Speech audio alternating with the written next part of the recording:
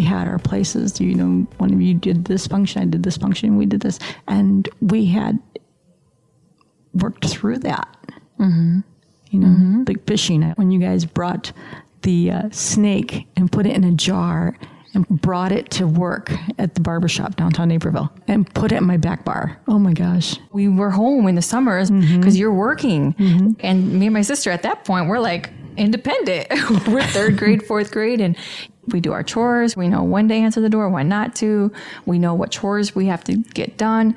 And I think we were really good on that front. You guys are watching the neighbors when we were over there, remember? That time? No. When you called because there was a strange car in front of the apartment and weren't listening to you? You were so mad. They're not listening to us. We're going to call the police. I threatened to call the police on... No, on the strange car. Oh. You told to get in the house because there was a strange car outside. This is in Naperville? Yeah. You'd never seen that car before. And you were so upset because they would not listen. And you said you were going to call the police and that you told them to get in and they would not listen to you. And you were so mad. And I was like, you guys are going to get abducted. You don't realize. So you said, okay, so we called the police and we were here and they just wouldn't listen to us. It's like, okay, honey, well, you stay inside and you just do what you got to do. And you did. And you took care of your business. Okay, so that we were in already third, fourth, fifth grade in Naperville. Before that, we were still in Aurora. So Dad left around like 6, 7. And then that's when we moved to Naperville and you had Naperville clients and they're like, hey, these are better school districts. And you're like, I'm going to get my girls in a good school district. So that's when, and then you got married to Andy. I got married to Andy. Andy was such a sweet person, but he had his addiction. And that was really tough. I mean, he was great initially when we first got married. Because he wasn't addicted when you guys got married.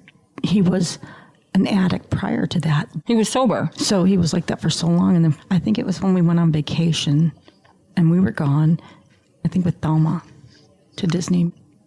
And we came back and he had a friends over and then he got back on the drugs.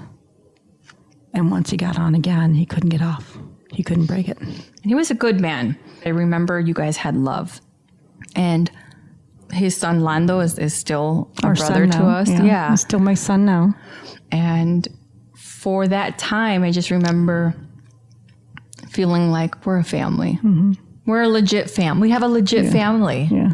So were you happy in your marriage with Andy? Was this a good time? Yeah, it was a really good time. When I'd come home, he'd do the whole bizcocho time. He'd make the cakes.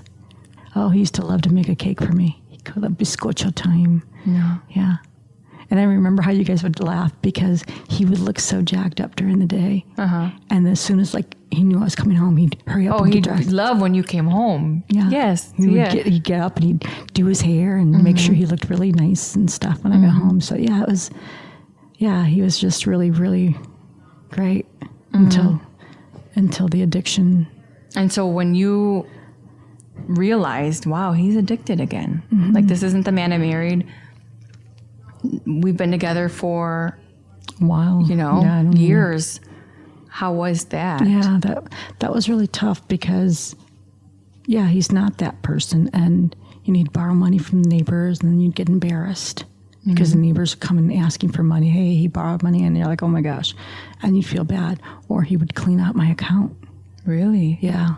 He would take, when I would come home and I'd see his car gone, I knew he'd be binging and all our money would be gone.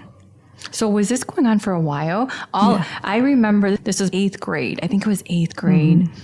And he's driving us to school. The next day, he's gone. Like, legit gone.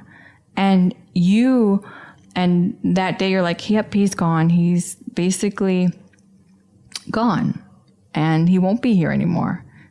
And I'm like, okay. And that was it. Like, that was it. I just remember him calling me and saying I'm in Florida. I'm like, what? He says, yeah. And he says, I love you enough to leave because you deserve better. And that was so hard. He says, I know that if I stayed in Illinois, you would try to make it work.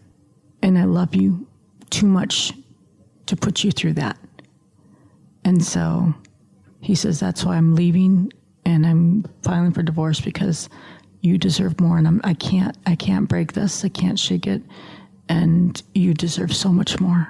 Wow. And that's real love. That's a sacrificial love. Yeah. Yeah. That one almost brings Makes you cry. Yeah.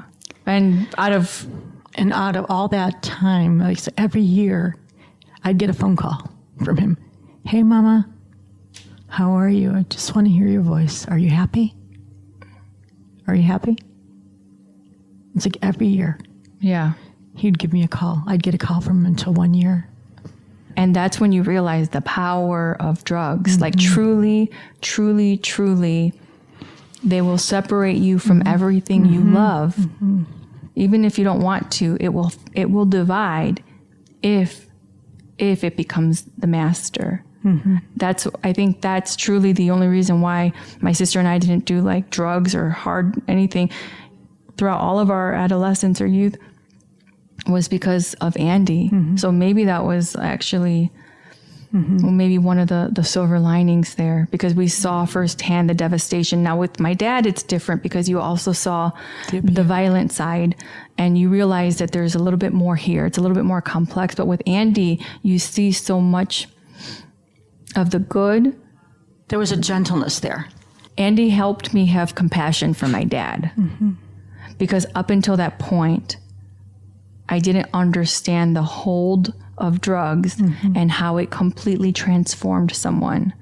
And when I saw Andy go through the same thing, that's when I realized this is dangerous. Like this, and it's sad because you see the hurt, and I know how much he loved you. Like we know how much he loved you, and that in the end isn't enough. If you don't have mastery over the drug, it will become the master.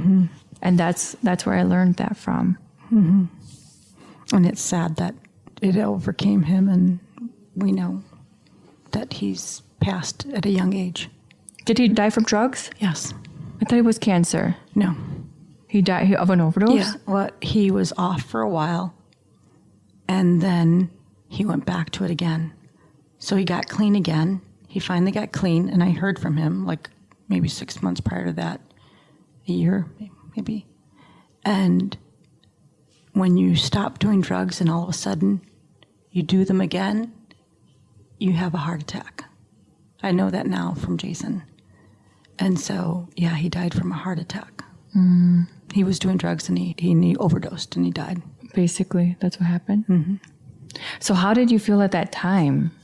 Yeah, it's devastated.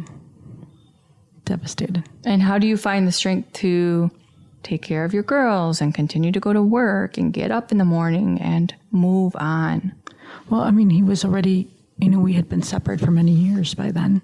No, not after he passed, but when he left. Oh, yeah, that was so hard. And I don't even know.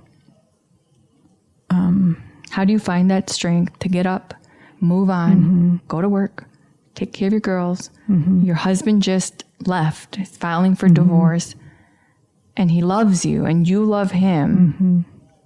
And you want to make it work, but the door's closed now. And you move on, and that's all you can do is just move on.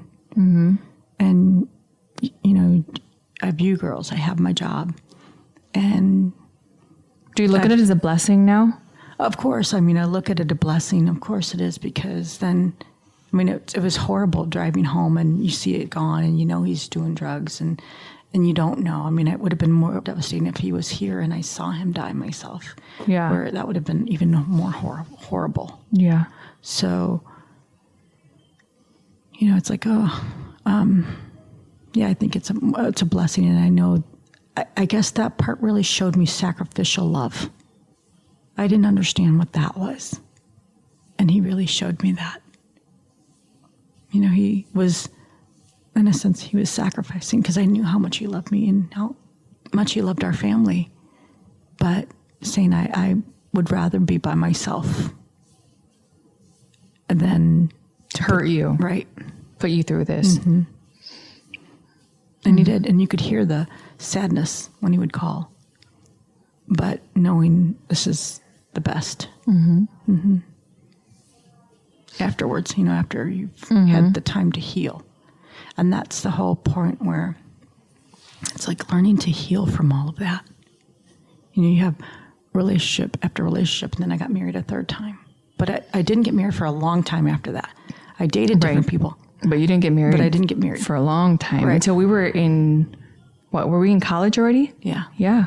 Yeah. I already had John, right? Alex was already getting ready to leave college. We were adults, yeah. So, in there, you date different people, you see different people, but I didn't marry again. And I think, but the thing was, I was still dating, I hadn't completely healed. I was going through, but I hadn't completely healed. So I started going to a different church. And one thing that I can say that I always did and what helped me get through a lot of, how did I get through a lot of it, was giving back. I'm a giver. And I gave back what I could give. I didn't have a lot of money back then because I was a single mom, but I gave time. So I volunteered back at the very places that gave to me. So I gave time at the food pantries. Mm-hmm. And I would volunteer there. Every Thursday. And I volunteered at the shelter for battered women. I remember actually going back and doing makeovers and saying, look, I can make you beautiful on the outside, but God can make you beautiful on the inside. Because you do feel ugly. You can be as beautiful as you can be, but they make you feel ugly because it's such an ugly life that it's hard to believe that you are beautiful anymore. Mm-hmm. It's hard. So it's like working through that. You got to feel beautiful about you. You have to. Because when you're devalued, you no longer have value. And so when you're feeling beautiful is a way of saying, oh, I have value. Mm-hmm. So I was trying to find that. And back then I didn't get it. I just like, hey, I got my Mary Kay. Mm-hmm. Let me make you look cute. Mm-hmm. And that's all I knew.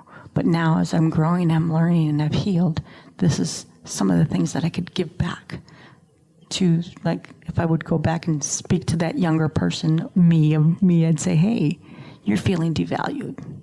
That's really what's going on. But I didn't understand that back then. Where do you think that came from? That whole, we talked about it earlier with Thelma and Alma. Oh, not being seen. Yeah. And feeling invisible. Yeah. So here comes this guy who makes you feel noticed. It's almost like you're primed for it. I was primed for it because it's like when you try to feel, I'm empty, you're empty. Oh, let's make two empties better. And it doesn't work that way. It never works that way. So learning that as you're working through it. And that's when I dated in between that, and I was dating different people. And it's like, no, it just wasn't. Because, see, I had the worst. And then I had someone that really loved me.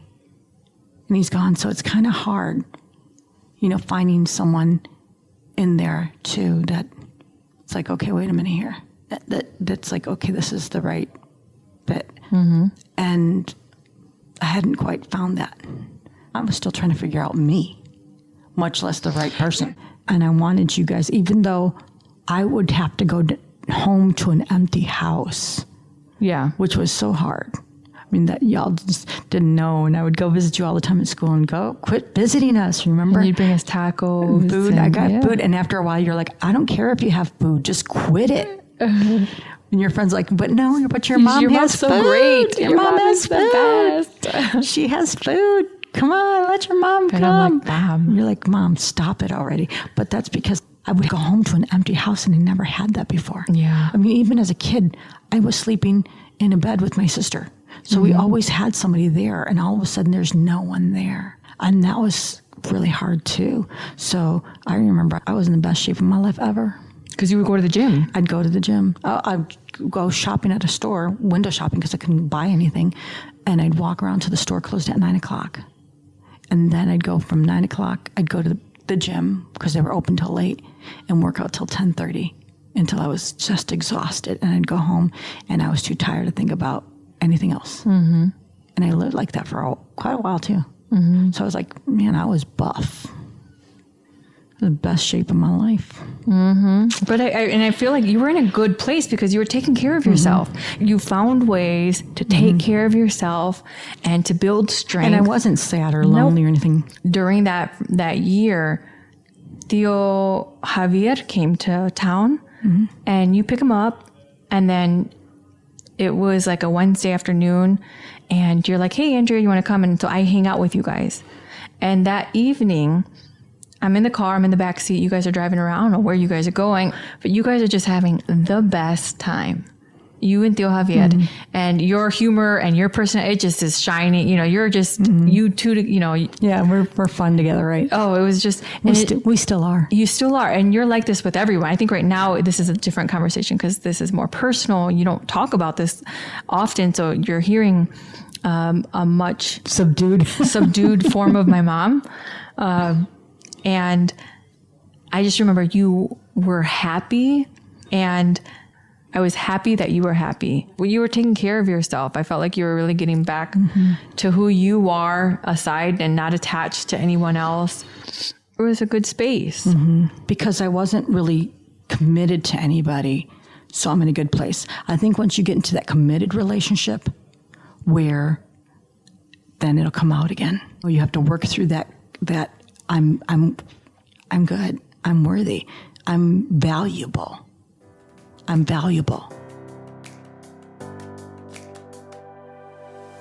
Thank you for listening to Tuesdays with Andrea. There are hundreds of thousands of podcasts out there, and I appreciate you making the time to listen to mine. If you like this show and want to know more, check out TuesdaysWithAndrea.com. Or please leave a review on iTunes or drop a line in the YouTube comments section. Until next time, please stay kind in your mind, nice on the web, and stay hella hopeful in your heart.